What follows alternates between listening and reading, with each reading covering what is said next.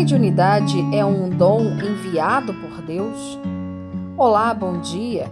Que a paz de Jesus invada os nossos corações nesse instante. Sou Melissa dos Santos e esse é mais um podcast Café com Espiritismo. Estamos refletindo juntos nas lições do livro Seara dos Médiuns, de Emmanuel, pela psicografia de Chico Xavier.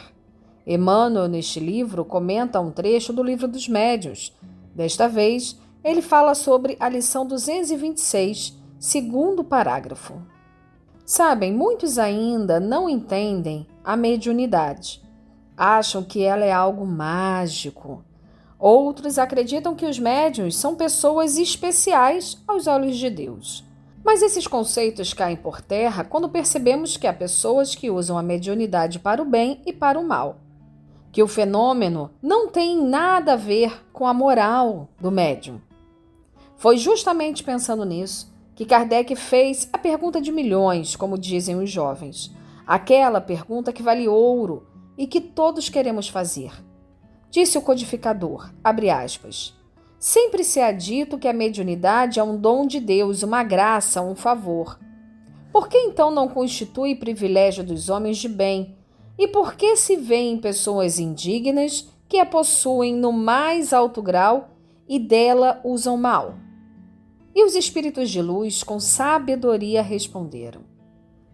Abre aspas. Todas as faculdades são favores pelas quais deve a criatura render graças a Deus, pois que homens há privados delas. Poderias igualmente perguntar por que concede Deus vista magnífica a malfeitores, destreza a gatunos, eloquência aos que dela se servem para dizer coisas nocivas.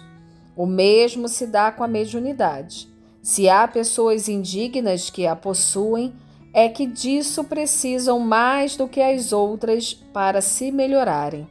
Fecha aspas.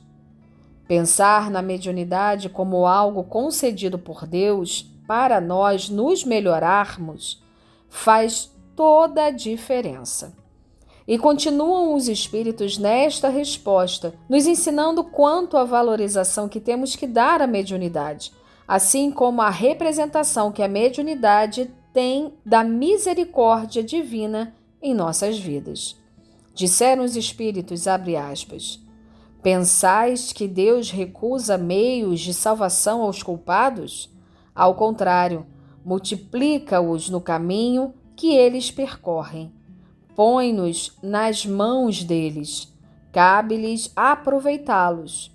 Judas, o traidor, não fez milagres e não curou doentes como os apóstolos? Deus permitiu que ele tivesse esse dom para mais odiosa tornar aos seus próprios olhos a traição que praticou. Fecha aspas. A mediunidade é uma ferramenta divina. Então, sim, pode ser encarada como um dom, no sentido de Deus ter nos concedido para que pudéssemos exercer melhor, aproveitar melhor uma determinada situação, uma existência. Mas não podemos esquecer que ter essa ferramenta não é um privilégio. Todos nós somos médiuns em maior ou menor grau, nos esclarece a codificação. A ferramenta divina da mediunidade está de acordo com o que teremos que usar. E esse usar está diretamente relacionado ao nosso aprendizado, que podemos aproveitar ou não. Isso porque toda ferramenta será usada de acordo com a vontade de quem a manuseia, no caso, nós. Façamos uma analogia.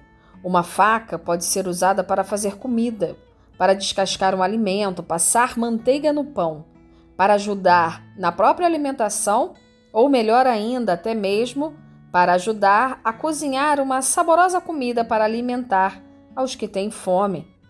Ou seja, uma faca pode ser usada para fazer o bem.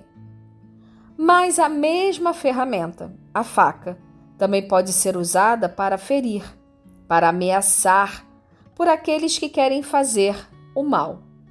Nossa inteligência pode criar cenários belíssimos, mas também pode nos envolver em catástrofes, se a usarmos com nosso orgulho e egoísmo.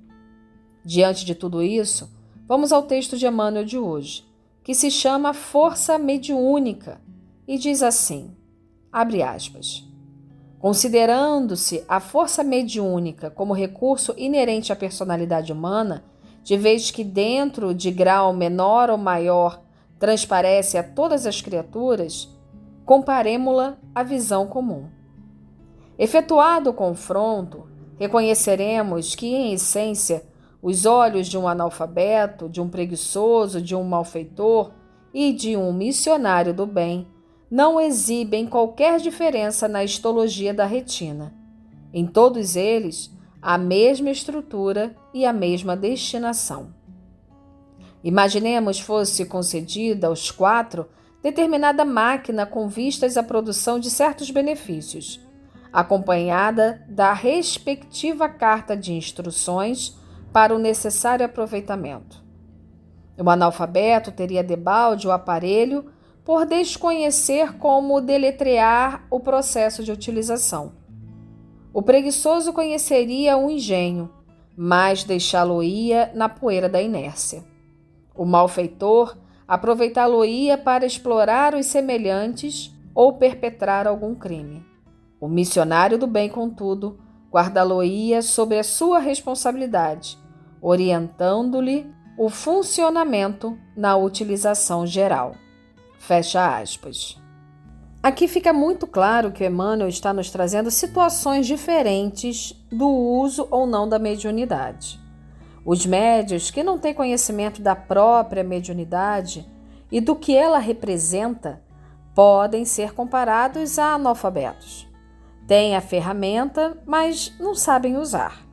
Aqueles que têm conhecimento, mas que não querem se desgastar, têm medo, falam em deixar para a próxima existência, podem entrar na comparação de Emmanuel na categoria de preguiçosos, seguindo o raciocínio do benfeitor.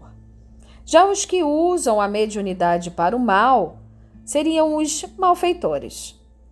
Agora, aqueles que aproveitam para o bem, tendo responsabilidade e pensando no coletivo, são os que realmente aproveitam a mediunidade. E continua Emmanuel no texto.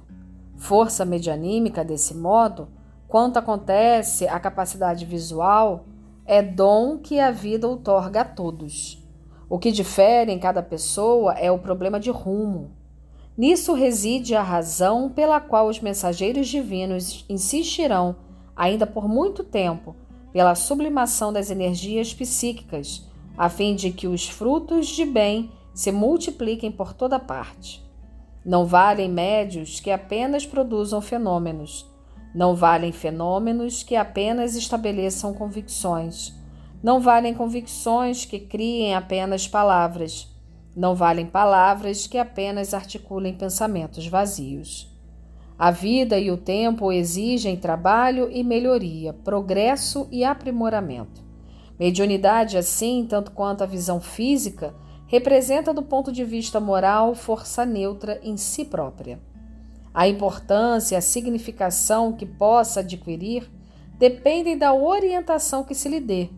Por isso mesmo, os amigos desencarnados, sempre que responsáveis e conscientes dos próprios deveres diante das leis divinas, estarão entre os homens, exortando-os à bondade e ao serviço, ao estudo e ao discernimento, porquanto a força mediúnica em verdade não ajuda e nem edifica quando esteja distante da caridade e da ausência da educação. Fecha aspas. Que assim possa ser. E até o próximo podcast Café com Espiritismo.